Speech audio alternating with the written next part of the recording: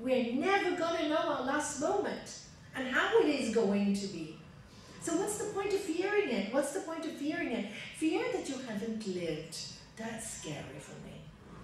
That's really scary. And I see people who live in fear and hold themselves back and not love because fear of getting hurt, fear of getting involved, fear of sharing. They don't live a life. They live in prisons. And before life is gone, what are you going to do with your life if you can't love, if you can't share, if you can't laugh? What's the point of it all? What is? There's no point to live like in this horrible way. So anyway, she said, so I said, will you focus on that? She said, yes. Yogas, Chitta, Vritti, Nirodha. What does that mean? The restraint of the modification of the mind stuff is yoga. And what happens? Then you abide in your own true nature. So when you restrain all those crazy thoughts, and we all get them. Nobody's exempt, okay? Everybody gets them. Don't think, oh, I'm a bad person because I get these bad thoughts. Bad thoughts just come. It's what you do with them that makes them bad. If you don't do anything with them, wash them out with whitewash and say, you know, do it for yourself. These horrible thoughts make me horrible. Whitewash them out, and that's all you can do. It doesn't mean you're a bad person just because a few bad thoughts enter your brain. This is our challenge. This is our challenge. Everybody has them. Please, people would say, I'm such not a good person, I'm not a good person. When you say that, you're insulting God inside of you, or the divine energy in you. We need to stop saying that about ourselves. You know, we're light. And if we want to bring light into this world, we have to feel light. If we don't feel light, we cannot bring light into this world. If we can't bring laughter to the world, then we'll only bring sadness and tears. What's the point? We complain about the misery of the world, but it starts with us. It starts right here with us. So laugh more over Easter, that's what I wanted to tell. Make sure you think about it the night before you go to sleep, so when you wake up in the morning, you've implanted an idea, because you can do anything with this mind if you implant it enough. If you keep telling, and if something is hurting you, which is, we're going to cover this today, we're covering Book 2, Sutra 1, accepting pain for purification, study of spiritual books, and surrender to God. If you don't like the word God, to the divine energy, we all know there is a force. Surrender is Kriya Yoga in practice. That's Book 2, Sutra 1, okay? That's Kriya Yoga in practice. Look at the word. Do you know what Kriya means? Yeah, cleansing, exactly. Now, when we do the Hatha Yoga, the physical yoga, the asanas, what are we doing? We're pulling toxins out of our body. So we're doing a physical cleansing. We're also strengthening, and we are strengthening, and what's the other word? The two S's, strengthening and, no, it's not supple, there's another one, stretching. And stretching. Thank you! Thank you, Giselle. I love that. Yes, strengthening, stretching. So it's kind of like you're really shaking the body out to remove all the toxins. Aspire, but you know, it's really interesting. I did that yesterday. Sometimes if you have a lot of toxins in your body, and I asked the students to be aware of this yesterday, and when you do downward dog, because your breath is so close, if you breathe out fully, you can actually smell the toxins coming out of your body. It's really good, you know, because you know it's coming out, because you're pushing, you're squeezing, so toxins come out. The more toxins come out, the clearer your mind will be, because the more toxins that stay in your body also affects your mind. That's why they call your digestive system your second brain. And yoga said always look after your diet, because it's your second brain. But if you're going to eat something bad, please, for God's sake, enjoy it. Yes. You got it to me. Yes. If you're going to have it anyway, bless it. You got it? Bless it. Don't say, oh, I'm going to eat that chocolate. It's bad for me, it's bad for me, it's bad for me. It will be bad for you, because as you think, it becomes. Because the mind is stronger than the spirit, the body. is stronger. So, but if you tell, oh, this chocolate is going to make me fat, it's going to make me like this, it will do it. It will do it. Doesn't mean you have to eat too much of it. Moderation. But once in a while, allow yourself to be happy. That happiness is so much better for you. You know, I have seen recently, you know, with these organic food diets, everybody's saying they're doing tapas and going on fasts and having just juicing. I think it's lovely to juice, but do you know juicing doesn't work for everyone? Some bodies cannot deal with cold. I'm one. I can't have fruit in the morning. I can't deal with it. Oh, good, there's two of us, yeah? But I can have a juice at 11 o'clock. That's really good for me. After I've had a warm meal. And that's really good because you need your 5 fruits a day. You know, or if not, 1 or 2, it's good enough. So I can do that 11 or I can do it at 4 o'clock. But meal time's hard. Now, what I've seen is a lot of people are doing this. And within 2 or 3 weeks, they look as if they've aged, I don't know, 5 or 6 years. Have you seen it? Yep. Then their eyes look down. Then they look unhappy. And I go, why are you doing it? I'm so stressed out, I can't eat it. I said, you look miserable about 3 weeks ago. You look so much more beautiful. I'm so happy. Do you see what's that? Oh yes, maybe you're detoxing the body in one way, but you're toxifying your mind in the other way. So if you're going to go on a fast, you know, of course the first 3 days are always difficult. They're always difficult. And that's the time when you do a lot of spiritual study so that you keep your mind balanced and meditation and breathing. If you're going to go, you're going to enjoy it. And you're going to say, this is so good for my body, it's making it so healthy. And then if you, after you do your 1 week fast, you know, then you go, okay, now I'm going to break it gently and I'm going to enjoy all the foods that are going in. I'm going to feel the nutrients. It's so good for me. Having this delicious pasta pesto, because that's my favorite. And go, I'm going to enjoy it and it's going to make me so strong. Really, as you think, it will become. So watch yourself, no extremes, always balanced. But some people also, there are some people who can just eat raw foods and do really well. That's also wonderful. But know yourself. And those people, you can tell, it agrees with them because they're glowing, even with raw foods, do you see? So it's great for them. They can do it. Wonderful. But what's right for someone doesn't mean it's right for somebody else. And this is what I see. When there's a fad, everybody follows. And they don't think it's right for them, but it's not right for me. You have to try it yourself. Know yourself, all right? So, and you know, talking about fast is really quite good. We should fast once in a while. Actually, in our Hindu tradition, you know, we always fast on a Monday, you know, which is, it's like Lord Shiva's day, you know, ever since we were young. And that was very good. And I think the reason why they chose Monday, frankly, they just told us God's Lord Shiva's day. Because after the weekend binge. So Monday is always a good day.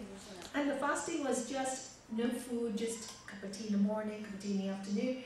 And you can have one meal in the evening, an early meal. And that's once a week, which I think is such a good thing to do for your body anyway. Once a week. You know, many times if I'm alone at home lunchtime, I just have one avocado. And it's so delicious. So you don't really need so much food.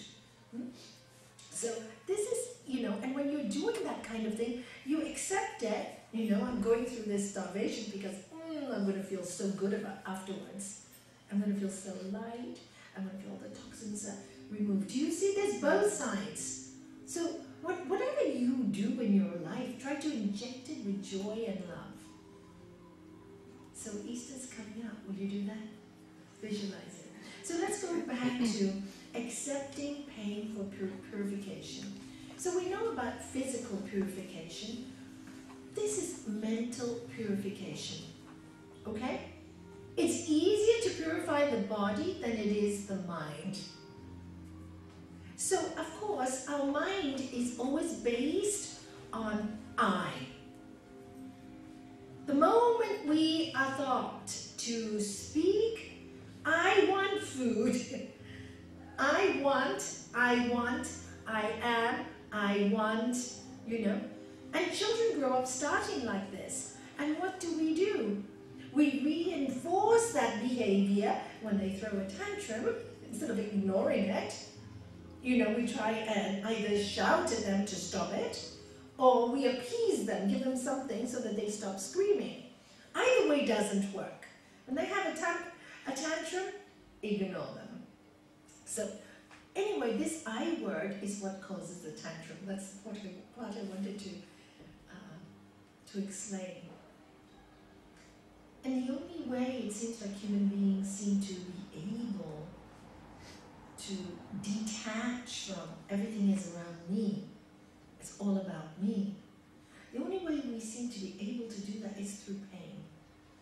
I'm really sorry to say, you know, a broken relationship, things are not working well, things go wrong for you, you know, probably in your family. It's the only way that we can go away from, I need this from somebody else. Because while we are needing something from somebody else, we're very involved in I. But when you get hurt, what's the first thing you do?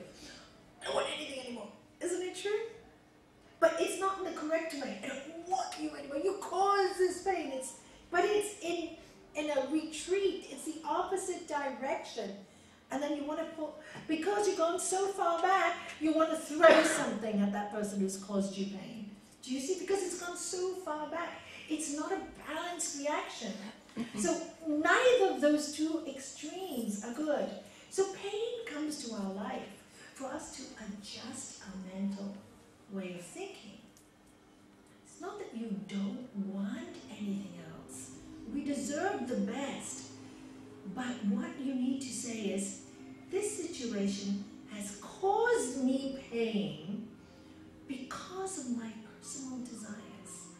So pain has come to me because I want this to happen so badly and it's not happening.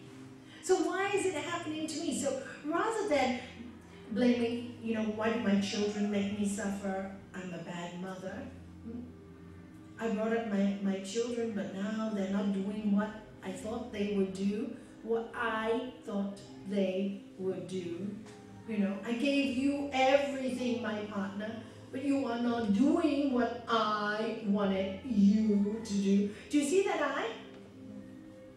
It's the trickiest I in the world, because you will debate with that all the time.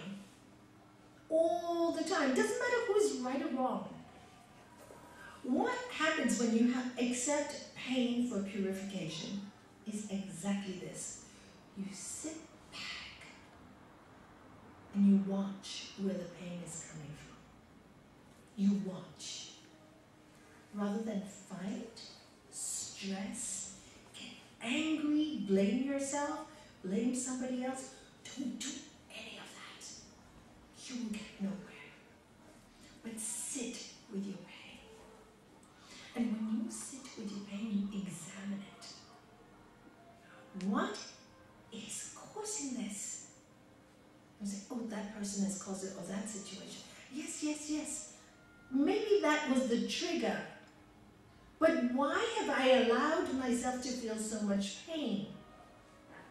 Why have I allowed my peace to disappear? And when you watch it, it's because of all your attachments. You'll start to see, oh my God, I'm in pain because I want to control the situation. No matter how subtle, control is a very subtle thing. You really have to watch your mind there. You really have to watch your mouth too, what words are coming out. No, I know everything, but you should do it this way. Uh-oh. I've studied all the Yoga Sutras, so I know if you use this behavior, you can change. And if they don't change after a year, what's wrong with you? The moment you desire something to happen, you stop it from happening. Because it's a personal lesson for us. Life gives us all these lessons so that we can purify the mind. Accepting pain for purification. Pain has only come to me because there's a lesson I have to learn in it. So the moment you stop blaming, there's no right, there's no wrong. It's observation. So that's what you have to say to your mind. It's not wrong, it's not right, it's a situation. I'm in a science lab now, and the science lab is me. And I can't be so over-emotional with all this judgment. Either you, me. No. It's the word I there that wants to be right. It's the ego that doesn't want to be hurt. But I am hurt. I am hurt. What do I do with this pain? Accept it. How do you accept it? It's very difficult to accept things that hurt you a lot. It's so difficult. This is why the yoga path is, we call it Kriya Yoga. Kriya Yoga is a process. It's a process. So it tells you it's going to take time. Sri Patanjali tells us again and again and again. It takes a long time without a break in all your heart. You need to have to want to be free so badly. You need to want to enjoy your God-given life so badly. What does Sri Patanjali tell us? To the key and intent practitioner. This samadhi comes very quickly. He doesn't even say quickly, he says very quickly. Who's the practitioner? We are. So we can practice. You know, I want my peace more than anything else. Oh, it may take me 1 year, it may take me 3 months, 3 months, 2 months. As you get good, it takes less and less time. In the beginning, to get rid of this I and this behavior of pain, I'm always in pain, I'm the victim of, it takes a long time. The first few months take long. But once you do it once, no. Do you know what? I'm not going to allow this to affect me. I'm bigger than it. I'm divine. I need to enjoy my life. Yes, it's going to hurt me for a week. That's all I'm going to allow it. I'm going to cry, and then it's done. It's done.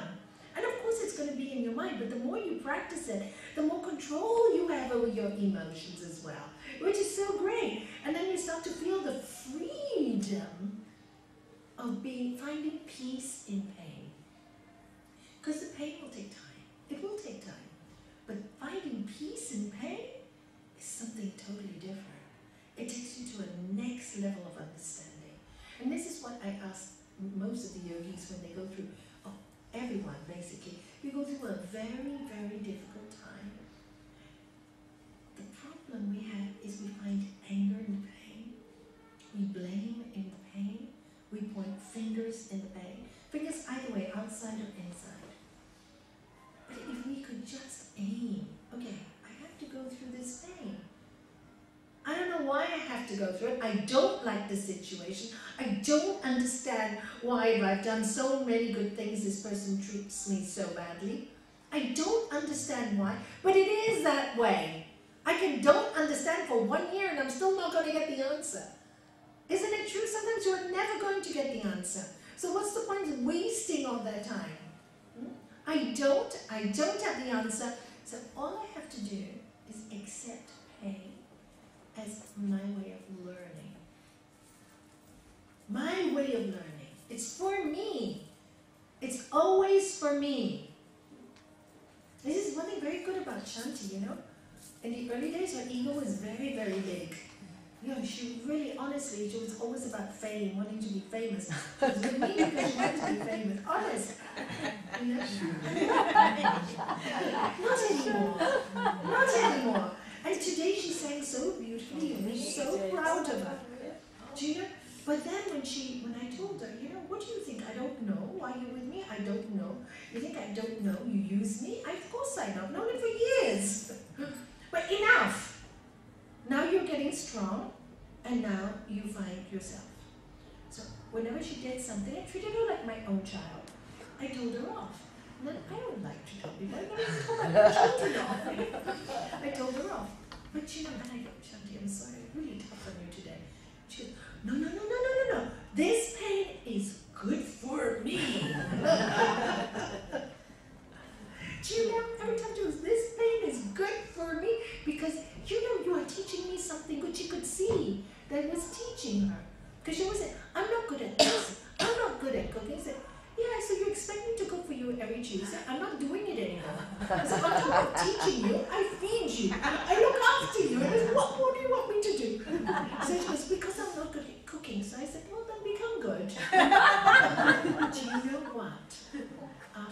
told you, like 4 months ago or 5 months ago, she cooks brilliantly. Brilliantly.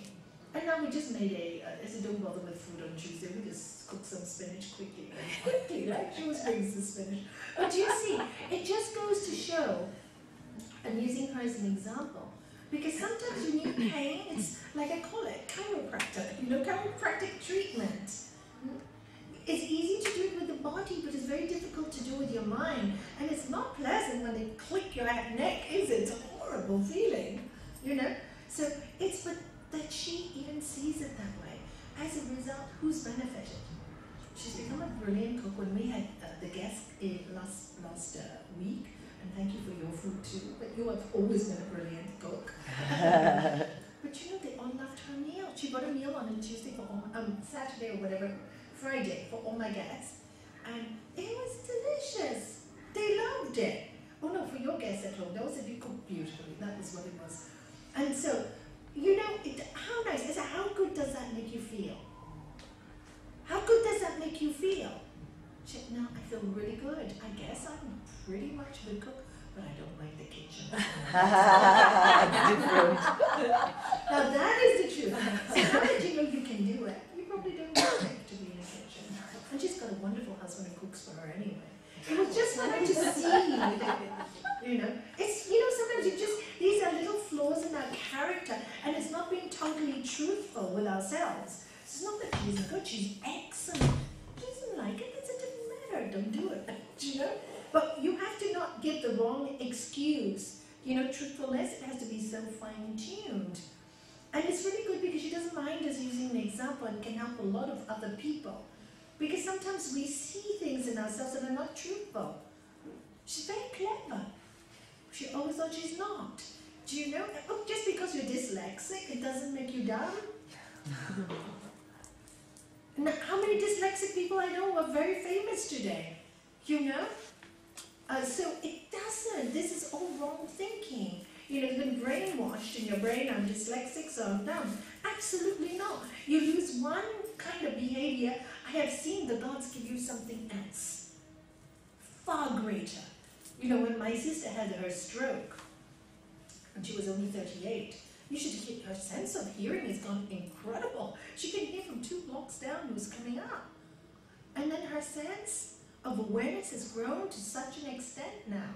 Because when you lose something, you gain something else. It's like blind people. Any of you work with the blind?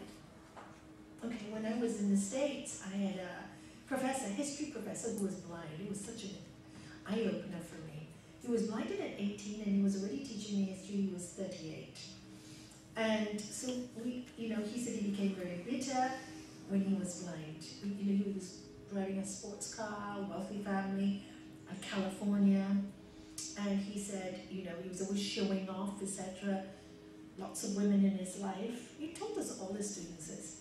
And he was very big-headed, huge ego, never bothered about hurting anyone. He had a terrible car accident and lost the use of his eyes. And he wanted to die. He wanted to die because everything was about beauty, beautiful cars, beautiful women, money, everything was about that. And he said his mother was amazing. And she saw him through those years and helped him out of, no, you're not going to commit suicide. There's a reason. Accept the pain. There is a reason. She was a very spiritual woman. So then she got somebody to teach him Braille. So he learned Braille. Then he realized, because then he had people to read to him. He went to blind school, people to read to him. And then he realized that he loved history. He never knew he loved history, so he started studying history. And my job, actually, I had a part-time job at university, and that was to, because he liked my voice for some reason, so I used to read all the books, and we used to tape it, so he could listen to them, right? And so, that was my part-time job. But he was like, and he was so happy at 38, and he said, this pain that I went through for 4 or 5 years was the best thing that ever happened to me. He said, I can see that now, and I thank my mother who helped me through it. Because, he said, if I hadn't gone through that, I don't know what kind of person I would be. Probably on my 5th divorce by now. Because he said it was all about me. It was always all about me. And he developed such an incredible sense. He used to come into the room. This is our first class, just to see how incredible people are. He would go to all our students and say, may I touch your face? So he touched all of our faces. Then we had to repeat our name while he was doing that. So he said, so I can see you in my mind. So he had developed the ability, because he wasn't blind before, of recognizing certain shapes. And in his head, he would have our face. And then he'd recognize our voice. And we were walking into the room. Oh, good morning, Nalanieji. How did you know it was me? You know, there's 30 students in the room, and he'd recognize each of our footsteps. Each of our footsteps. And I go, wow, what a skill. So we were so impressed with our blind professor. He was amazing and turned out to be a human being, one of the best teachers I've ever had, besides my art teacher. Best teacher. It was so interesting. And he was just, why was he so interesting? Because that pain made him an example. You know, when people go through such difficult times and they get out of it and they do something with their lives, don't you admire them? What do you like to watch on TV when you watch TED Talks or when you watch something positive? Is when people have gone through a bad time and they've made it. Well, we are those people. We are those people. We are them. They are us. We can get out of it. And when we get out of it, you love yourself. And our job in life is not to give up. Our job is to accept and move on. And sometimes when something is not working, it's not working. Can you flog a dead horse? No. What's the point? Don't bother. Sometimes things don't work. It has to work this way. It has to work this way. But it's not working this way. Oh, they have to love me. They have to care for me. But they don't love you. Let go. Accept it. It's not working. Oh, but they should change. But they're not changing. I want to change them. I'm miserable. But you can't. Go be miserable. You want to keep changing? Go be miserable. Go be miserable. Choice is ours, you see. This is the freedom of yoga. I love this freedom. Don't you love the freedom? That's what I learned in yoga that I didn't know before. That really, that's the divine gift, the divine grace. And this divine grace exists in all of us. And that divine grace is to be able to have the power to accept the pain and then come out the other end. And we all have it. And we all have it. It's quicker the sooner you accept. You take long to accept, you suffer longer. People who can't accept, suffer a lifetime. But if you accept it, then you can make a decision next. Do I want to continue in this pain? Do I want to walk out of this pain? That's up to you. It's your personal life. You have to decide. Nothing to do with me. But you have to make that decision. Nobody can do it for you. You have to ask yourself one serious question. What are we here for? To be miserable all your life? Do you really believe that? Or to make the best of your life? What are we here for? You're going to die anyway. What would you choose? What would you choose? To be happy or to be miserable? Say it loud. Say it happy. Yeah. Always remember that is the divine gift we have. That is the divine gift. All the rest is colorful. We pay too much attention. Oh, my emotions and my this. Ay, ay, ay. You know, so many eyes. If you ay, ay, ay.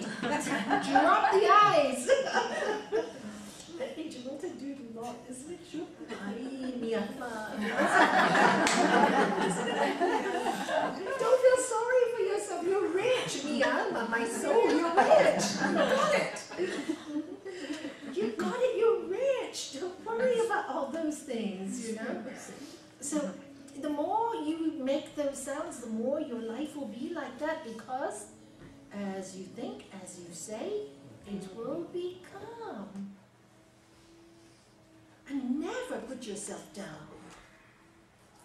And, you know, some of us have such great egos that we think that to put ourselves down is so humble. Oh,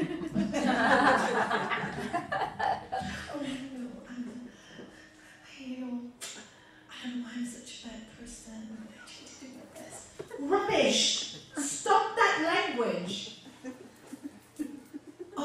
beautiful, you're God's children. We're all divine. The language doesn't work. Don't convince yourself of it. Many of us convince ourselves because we've been told that's the way to behave. You know, when we're children, say, are you good or bad? You know, we used to say, good. No, you shouldn't say you're good. Why? Were you told that as a child? No. Oh, do you know how to convince yourself? I was. No, can't say you're good. Okay, I'm bad. Oh, sometimes I'm good and sometimes I'm bad. It's normal, you know. So we have these old behaviors from our subconscious mind that we really need to examine, and this is why accepting pain for purification is really so important.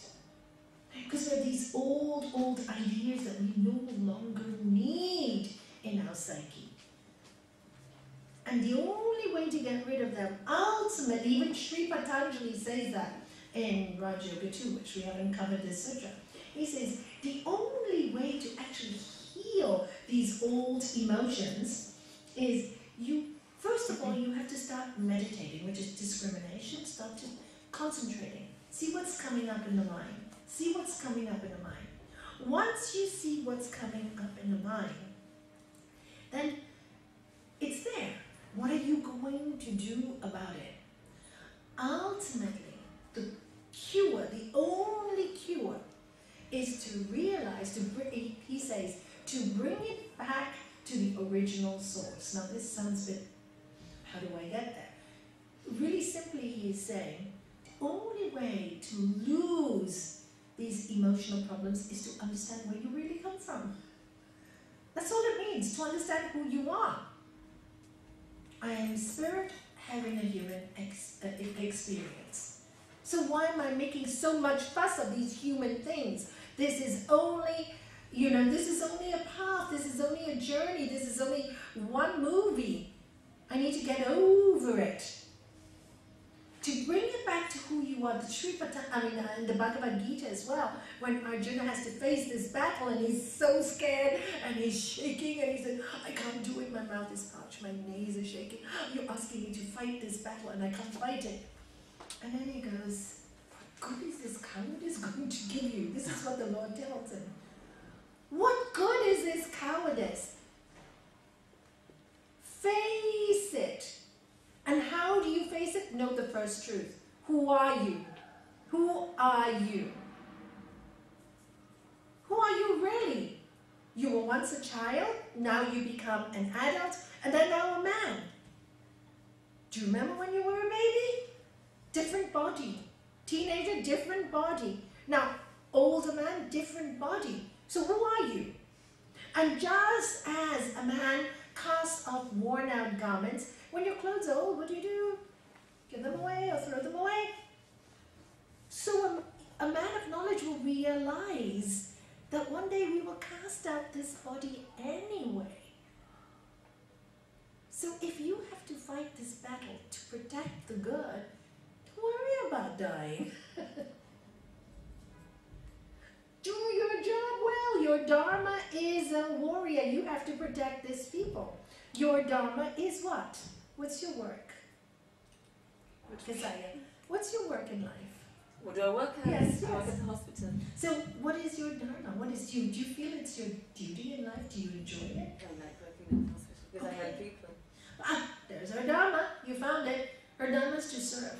So if she loves to help people, the moment she does a job just for herself and not to help people, she'll be miserable.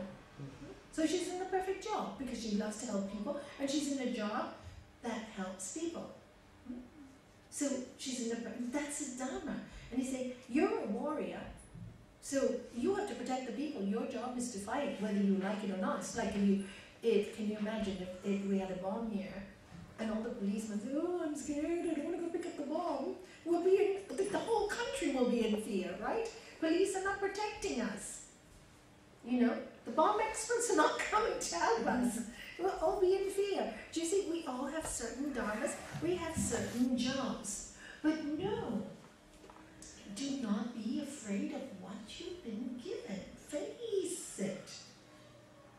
And how do you face it? With knowing, ultimately, all these things have come to us for us to see it. As you live your truth, you start to see, okay, I know this is what I was brought to earth to do. As the mind becomes clearer and more accepting and more loving and more caring towards yourself and towards the world, there's more space in the mind for beautiful, we call sattvic thoughts to come through. Beautiful thoughts to come through. There's just more space. And then you start to be creative in whatever you do. Your energies are not spent in feeling sorry for yourself and, okay, pain is natural, comes to everybody. Let me be quiet, and then the thoughts come. Most of the, Coleridge was a poet, and Gerald Manley Hopkins, he was a poet priest. And he used to go through very, very depressed times. But because he used to pray a lot, in his depressed times, what did he do with his pain? Sit with it. He wrote beautiful poems. One of his lines, see if I remember it. The world is charged with the grandeur of God. It will flame out like shining unshook foil. Isn't that beautiful? The world is full of the splendor of God, right? And it will flame out like shining on shook foil. Can you take foil and shake it? It's beautiful words. And he wrote the best poetry when he was going through a very depressed time. So sometimes pain is necessary in life. It's a cleansing. He had to take all these thoughts out from himself. Because his version of God was very small. And he was trying to get over his mind, and his pain was he couldn't understand fully the concept of the divine. Fully. Sometimes in religions we're just taught the divine is like this, but it isn't, it's full. And of course anybody who observes the mind and observes the soul and observes the spirit will see there's so much more there. It's not something, it's everything. That's the vision you will get. So this is the first thing you do. When you bring it back, who am I? Who am I? Why am I here? Why do I have this body? Why have I been given these gifts? Let me focus on my gifts. Whatever it is. And please don't, mothers at home, tell me, I'm just a housewife. I think I get very angry when I hear this. I get so angry when I hear this. One of the hardest jobs to do in life. Don't belittle it. Don't belittle it. Juggling kids, school, doctors, this. Buying shoes and Mom, Dad, I want, sickness, hospitals, this, doctors, bills, sacrifice. Not an easy job. So please don't belittle that job. There's nothing to belittle in it. Being parents is one of the hardest things to do. And you don't get a manual for it either. And we don't get a manual. Well, I'm hoping the Raja Yoga will be the manual for parents in the future. You guys are going to teach it. The younger generation is going to pass it on now. They're going to pass it on. All the new teachers pass on this information. So people who are in those, just about to have children, or just about to get married, or go into a relationship, know exactly what you're doing. And if you go wrong, which you will, because you only learn by experience, but at least you have the tools, what to change and how to deal with it. At least you have the tools. If you have the tools, you can deal with life. We're not given the tools. Like I said, we're not given the manuals. We should be. That should be the first teaching in school. Guess what, kids? One day we're all going to die and everything changes. I've stopped getting 90% of people who come from universities with panic attacks because they don't know what to do with their lives anymore. They've been 4 years so protected in university, and they come to the real world and it's not so easy to get a job. And they get depressed and full of fear. Oh my God. But if they understand, these are the things you're going to go through in life, and one day you're going to die, don't waste time feeling depressed, get on your feet, go, they will. Because kids have amazing capacity when you have faith in them. Okay, everybody goes through, really? Everybody dies one day, what's the problem? live well, live well, live well. How to live well. Understand who you are, first thing. And only then will the healing finally come. When you finally understood that you are much more than all the pain, you are much more than this one life, you are much more than I, me, and mine.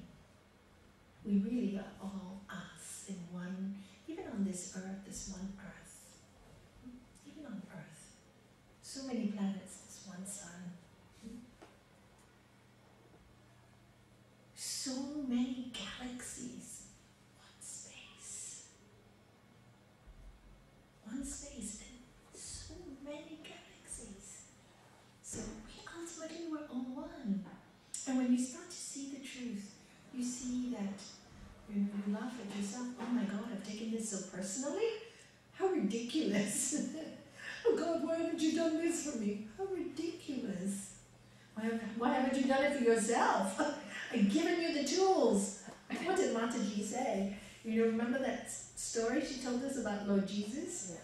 It was such a lovely story. Did she tell it here or in George Harry Lahore? I think she told it. She told it here about the statue of Lord Jesus that was broken in Rome. Yeah. And everybody asked, why didn't they fix it? And they went to the cardinal, right? And the cardinal said, we didn't fix it because we are all Lord Jesus' hands. I love that story. Don't you just love it? I just love it. That's what I imagine. Ever since she told me that story, we are working for God. These hands don't belong to me. It's really quite a nice feeling. Exercise, try it. These hands don't belong to me. They belong to the higher power. Let me use them beautifully. Let me use them, wow, to serve, love, give. Because to hit will cause pain. It doesn't work. To swear, all these things will not make you feel better. So, is that how you imagine the divine? Cruel and mean? No. So let me be kind and good and whatever I can. Of course, there are times when people will talk nonsense. You have a right to say, I won't listen to this, and walk away. There's nothing wrong with that. You don't have to shout and scream. Say, you know what? I'm not dealing with it. Don't be a doormat also. All the great, great, great teachers were not doormats. They said what they thought. So accepting pain for purification. And then he says swadhyaya, swadhyaya. What is swadhyaya? Study spiritual books. Okay, now this is one of the medicines. Swadhyaya is medicine. Study of spiritual books. Why is it medicine? Because while you're going through pain, the mind is so powerful, it will, even though you try your best, you can do your best, but it's very difficult to succeed. It's very difficult to succeed with the mind. But if you start reading things that are positive, for example, while you're doing the course, and you're doing the Raj Yoga Sutras, and you're doing the Hatha, where's your mind? When you are studying, is it in all your problems? No. The problem is, I got to pass this exam. So study. I need to know the anatomy. I know this. I know. So you're not into crazy stuff. That's why I say studying work is really good for you, because it takes you out of the nonsense. It takes you out of the nonsense. So Swadhyaya, study of spiritual books to remind yourself. Constantly, you have to do it for the rest of your life. Sorry, folks, till it's so ingrained in your heart that as soon as something happens, you already know the answers. That's why I do the sutras over and over and over and over again. And still, my sutras, after being with them like nearly, somebody told me in Portugal that I've already been in this business more than 30 years. I thought it was 25. Vasha, she took the, Vasha? Yeah. She took the course in Portugal. Did she? Yeah, I was quite surprised. No, you don't remember? I said, no. I was 8 when I used to come to your classes. So it was quite nice. She was taking the seed was planted so many years ago. I think she's 28 now. 20 years ago. And she's living in London. And so it's really nice. The seed was planted. And somewhere 20 years later, she picked it up. Lovely girl. She's going to use it with her psychotherapy. I think she's working occupational therapist or something, whatever. What was I taking? It's just so nice when you see the seeds and studying. So positive things give you a positive mind. So when you can't help yourself, and some people, I had one gentleman, I don't know if I've told you this story, but he's allowed me to tell this story. He came to me so depressed, walking like this with his wife. He had 2 children. His wife was on the brink of leaving him. She brought him here. And so he said to me, I'm the black sheep of the family. All my brothers are smart. I'm dyslexic. I don't read. I left school before GCSEs. All the feel sorry, not good stuff. I don't read. I can't read. I don't like reading. I just want to die. And then his wife goes, that's why I want to leave you, because I can't be with you anymore.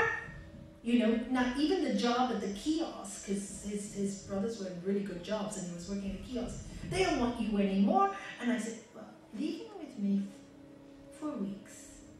I told the wife, before you make a decision.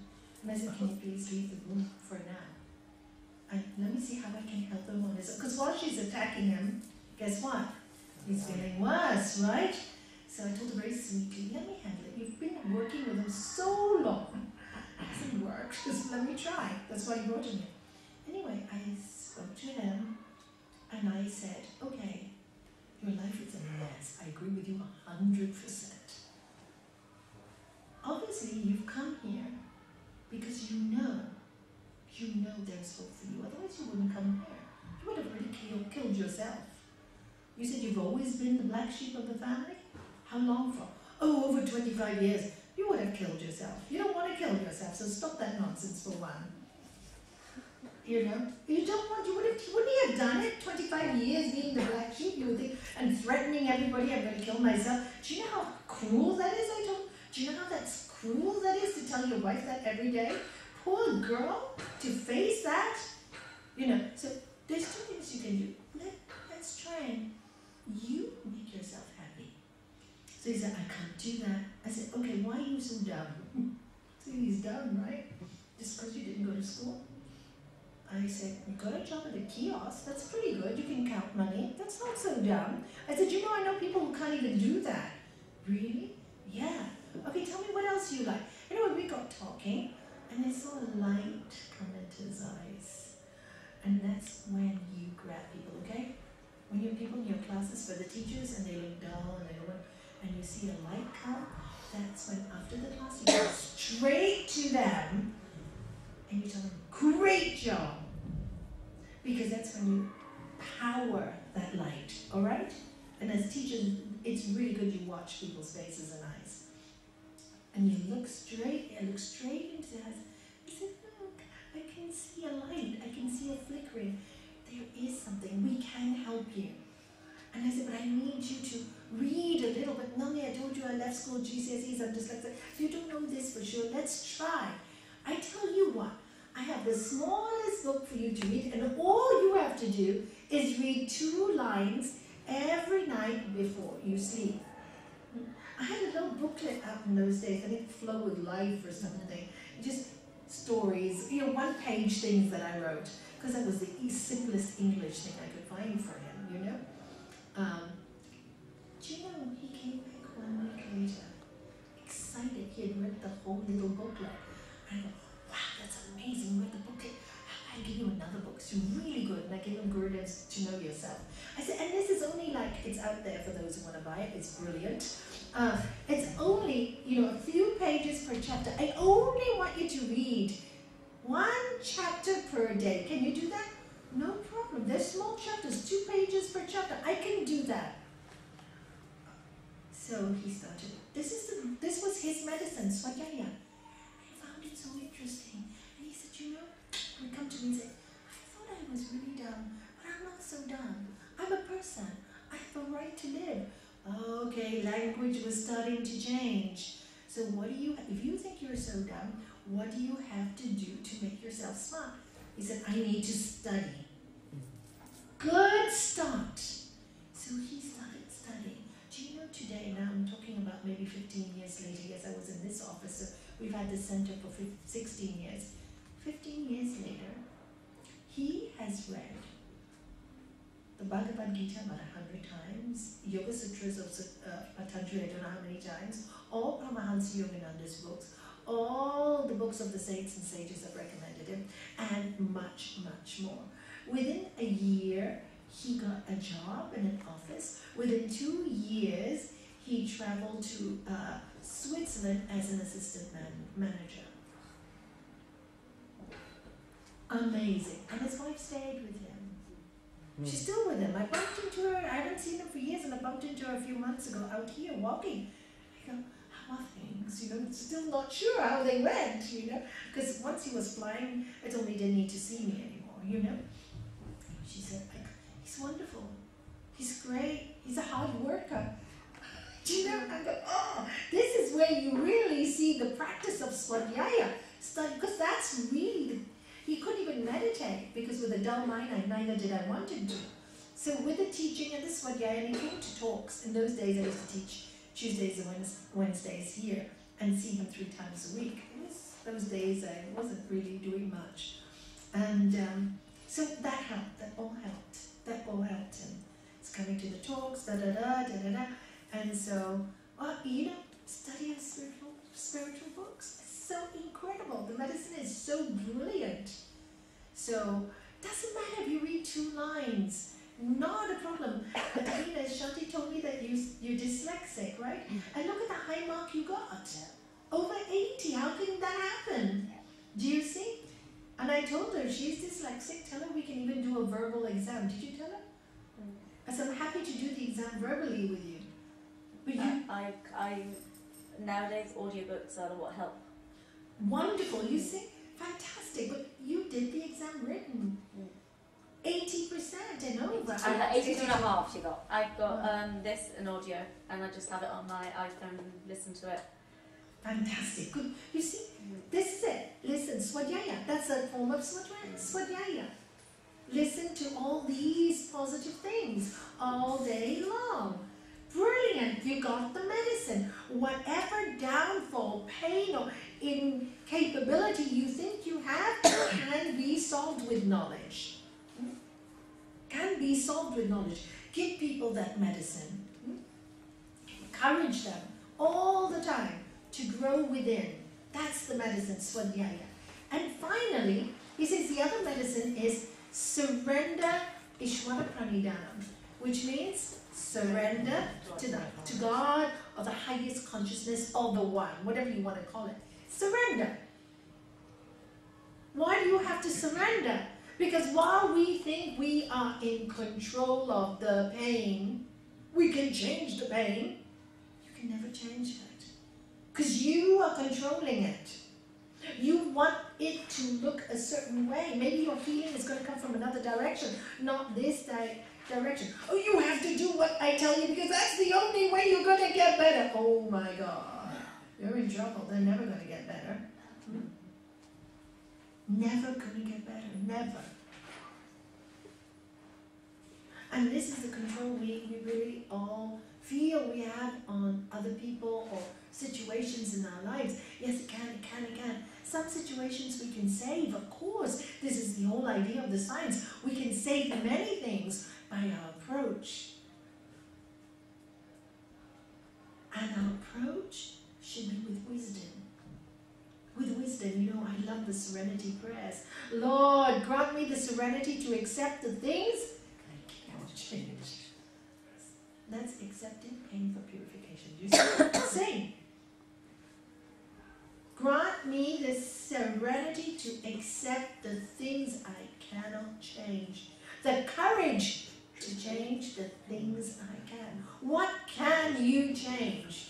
After saying this prayer for like, I don't know how many years, I realized one day, I thought, oh, I have to get courage to tell somebody else to change.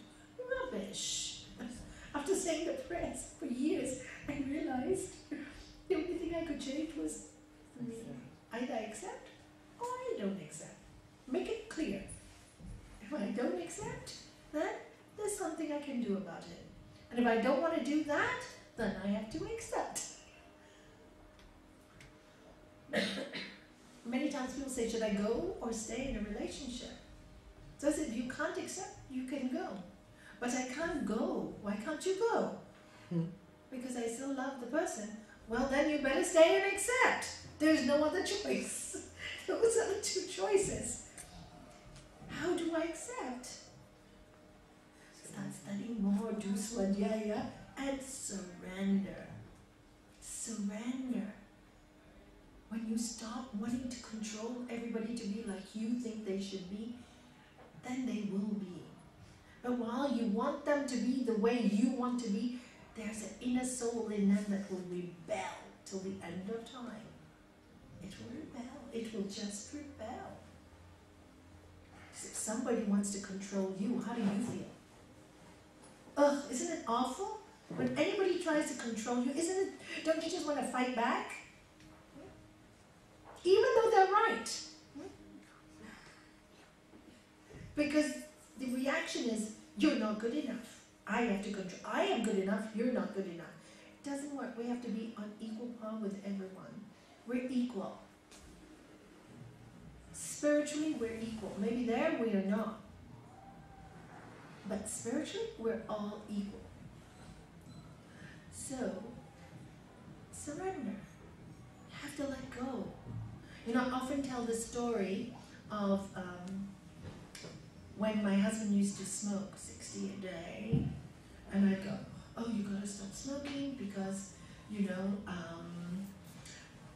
because I'm an asthmatic and it stinks and I can't bear the smell and I'm still wheezing.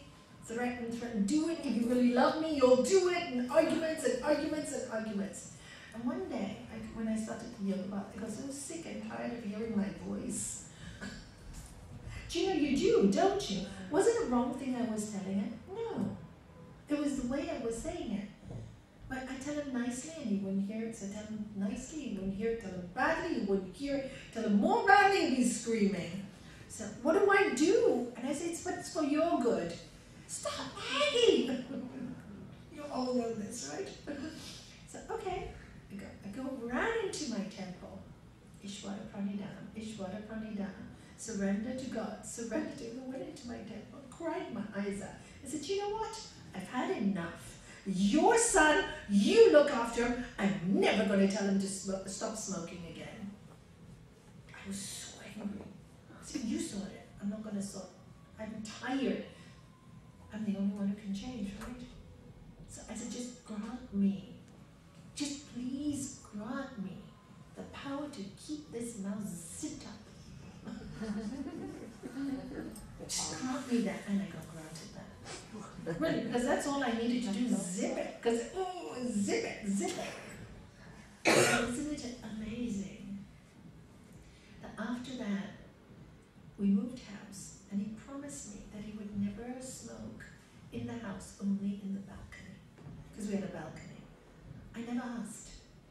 I never smoked in the house, only in our balcony.